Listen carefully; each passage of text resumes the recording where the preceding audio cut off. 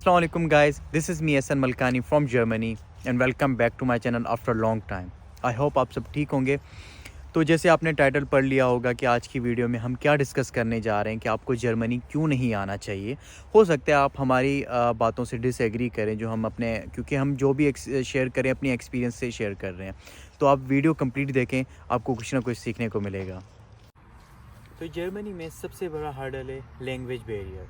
For suppose आप small city में रह रहे हैं और वहाँ पे डॉक्टर विज़िट, रेस्टोरेंट या शॉपिंग करने जाते हैं तो आपको बेसिक लैंग्वेज आना लाजमी है ताकि आप कम्युनिकेट इजीली आपका हो पाए लोगों के साथ। अगर हम बात करते हैं जॉब्स की, स्मॉल सिटी में रेस्टोरेंट में ही जॉब ज़्यादातर होती हैं और वेयर हाउसेस भी होते हैं कुछ सिटीज़ में, तो वहाँ पे भी वो आपको हायर करेंगे एटलीस्ट आपको अगर A2 आती हो, क्योंकि वो चाहते हैं कि वहाँ पे जो लोग आते हैं वो इंग्लिश नहीं बोलते, वो जर्मन में ही कम्युनिकेट करते हैं। तो इस वजह से आपको A2 आएगी तो आपको एंटरटेन करेंगे, अदरवाइज़ वो आपको एंटरटेन नहीं करेंगे। तो इसलिए आपको लैंग्वेज आना लाजमी है। फॉर सपोज़ अगर आप ये बोलना चाह रहे हैं कि नहीं मैं लैंग्वेज नहीं सीखूंगा, मैं विदाउट लैंग्वेज सर्वाइव कर लूँगा, तो ठीक है, आप 2 साल तक कर सकते हैं, मैक्सिमम 3 साल तक, क्योंकि आप आगे जाना चाहेंगे पीआर की तरफ तो आपको पीआर नहीं मिलेगा विदाउट लैंग्वेज। अगर आप लैंग्वेज नहीं सीखना चाहते तो आप जर्मनी नहीं आए। अगर आपको कोई ये एडवाइस करता है कि स्टूडेंट वीज़ा पर या जेएसवी पर जर्मनी चले जाओ और बहुत आसानी से जॉब लग जाएगी, तो शायद ये आपके लिए पॉसिबल ना हो। जर्मनी में पिछले 3 साल में हालात बहुत चेंज हुए हैं। यहाँ पर इन्फ्लेशन और दूसरी क्राइसिस की वजह से जॉब में कंपटीशन बहुत ज़्यादा बढ़ गया है। कुछ इंडस्ट्रीज़ यहाँ से छोड़कर अपनी जो वेयर हाउसेज़ या प्रोडक्शन साइट्स हैं वो शिफ्ट कर रही है एशिया की तरफ, क्योंकि वहाँ पर लेबर वगैरह चीप है। दूसरी बात ये है कि यहाँ पर जो फील्ड्स हैं जैसे मेडिकल है, यहाँ पर आपको मेडिकल लाइसेंस अपनी जॉब प्रैक्टिस के लिए एटलीस्ट C1 लैंग्वेज तो चाहिए। इसके अलावा अगर आप इलेक्ट्रिकल, इलेक्ट्रॉनिक्स या मैनेजमेंट की फील्ड से बिलोंग करते हैं तब भी आपको B2 तो चाहिए। आईटी में हो सकता है आपकी लक हो और आप विदाउट लैंग्वेज यहाँ पर सर्वाइव कर लें, लेकिन अब आईटी में भी कंपटीशन इतना ज़्यादा बढ़ गया है कि B2 लैंग्वेज के बाद ही आपको इंटरव्यू के लिए सपोज किया जाएगा या कंसिडर किया जाएगा। दूसरी बात यह है कि आपको अपनी स्किल्स इतनी ज़्यादा एडवांस करनी पड़ेगी या इन्हेंस इस सेंस में करनी पड़ेगी कि आप यहाँ पर एक जर्मन बॉर्न या जर्मन नेटिव जिसने यहीं से अपनी बैचलर्स कंप्लीट की हुई है उसको आप कंप्लीट कर पाएँ, वरना आपके लिए बहुत मुश्किल हो जाएगा। हमारे काफ़ी सारे ऐसे दोस्त हैं जो 4-5 साल पाकिस्तान में जॉब करते रहे हैं और वो यहाँ पर आए और उनको यहाँ पर जॉब्स नहीं मिली है, तो बहुत ज़्यादा स्ट्रेस, बहुत ज़्यादा डिप्रेशन हो जाता है।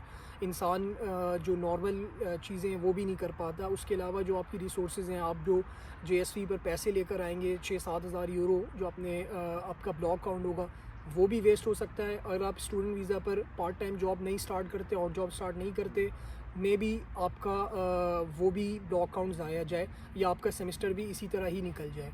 इन सब चीज़ों को कंसीडर करना और अपना एक फॉलो पाथ बनाना कि आप किस फील्ड में जॉब करना चाहते हैं, क्या आपकी स्किल्स हैं, रिसर्च करने के बाद ही आप डिसाइड करें कि आपको जर्मनी आना चाहिए या नहीं। होम सिकनेस एक कॉमन इशू पाया जाता है यहाँ पे स्टूडेंट्स में, जो पाकिस्तान, इंडिया, बांग्लादेश या नेपाल या कहीं से भी आ रहे होते हैं यहाँ पे, क्योंकि वो अपनी फैमिली के साथ बहुत ज़्यादा अटैच होते हैं, दोस्तों के साथ ज़्यादा अटैच होते हैं। तो वहाँ पे अपने होम कंट्री में अपने फैमिली के साथ टाइम स्पेंड करते हैं, दोस्तों के साथ टाइम स्पेंड करते हैं। तो वो जब जैसे ही यहाँ आते हैं तो यहाँ पे उनके लिए थोड़ा सा मतलब ये होता है कि होम सिकनेस उनको बहुत ज़्यादा फील हो जाती है, क्योंकि वो यहाँ पे अकेले रहना स्टार्ट करते हैं, हर चीज़ खुद ही करते हैं, कुकिंग हो गया, हर चीज़ मतलब वो खुद ही कर रहे होते हैं। तो कुछ ऐसे भी स्टूडेंट हम लोगों ने देखे हैं जो 2 to 3 मंथ्स में वो बोलते हैं कि हमें वापस जाना है, हम यहाँ नहीं रह सकते, वो होम सिकनेस को बर्दाश्त नहीं कर पाते। फिर जो उनका जो भी ख़र्चा लगता है, ब्लॉक अमाउंट, टिकट्स, वीज़ा, हर चीज़ फिजूल ज़ाया जाती है। तो आप जब अगर यहाँ आ रहे हैं तो आप ख़ुद को एक्सट्रोवर्ट बनाएं, यहाँ पे आने के लिए इस चीज़ को फेस करना सीखें। अगर आप फेस करना जानते हैं, फेस कर सकते हैं, आप सोचते हैं कि भाई हाँ मैं फेस कर सकता हूँ होम सिकनेस, तो आप आ सकते हैं जर्मनी में। अच्छा, हम बात करते हैं टैक्सेस की। अगर आप चाहते हैं कि मैं जितना भी यहाँ से कमा रहा हूँ अपनी जॉब से वो सारा का सारा पैसा आपकी जेब में जाए, नहीं, फिर आप गलत हैं, फिर आप यहाँ नहीं हैं। उसकी वजह ये है कि आप यहाँ पे जो भी जॉब कर रहे हैं ना, फील्ड जॉब अगर हम बात करते हैं तो उसमें आपको टैक्स देना पड़ता है। 35 to 45% आप गवर्नमेंट को टैक्स देते हैं। और आप अगर स्टूडेंट हैं तो वहाँ पे आपका जो टैक्स है वो 9 to 10% या 11% तक कटता है, लेकिन वो वहाँ पे आप पार्ट टाइम कर रहे होते हैं, फुल टाइम नहीं कर रहे होते जॉब, और आप टैक्सेस को अवॉइड नहीं कर सकते जर्मनी में, आपको लाजमी है टैक्स देना है। और ये जो इसकी फैसिलिटी है वो गवर्नमेंट आपको देती है आगे जाके। अगर आप शॉपिंग के या आउटडोर डाइनिंग के बहुत ज़्यादा एडिक्ट हैं तो आप जर्मनी में मनी मैनेजमेंट या मनी सेविंग कर ही नहीं सकते।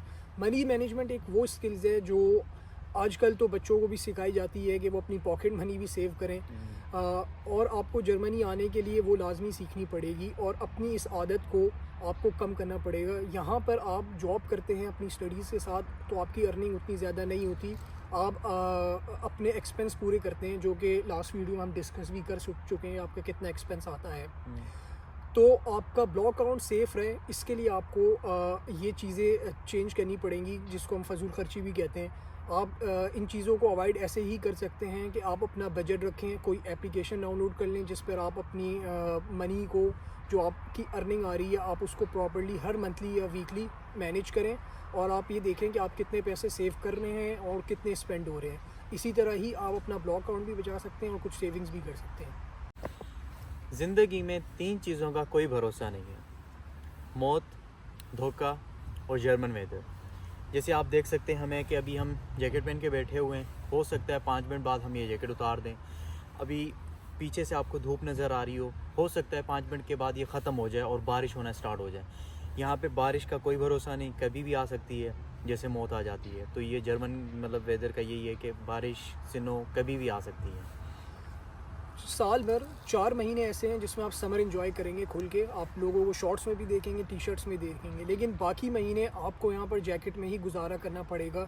बहुत हार्श वेदर भी हो जाता है कभी कभार जर्मनी में, -25-28 तक भी टेम्परेचर गया है, स्नोफॉल बहुत ज़्यादा होती है, आपको अपने रूम में रहना पड़ता है बहुत ज़्यादा, या हो सकता है कि आपको अगर ठंड बहुत ज़्यादा लगती है तो शायद आप जर्मनी में सर्वाइव ना कर सकें। एग्जैक्टली। इन चीज़ों को सोचते हुए ही आपको जर्मनी में आना पड़ेगा।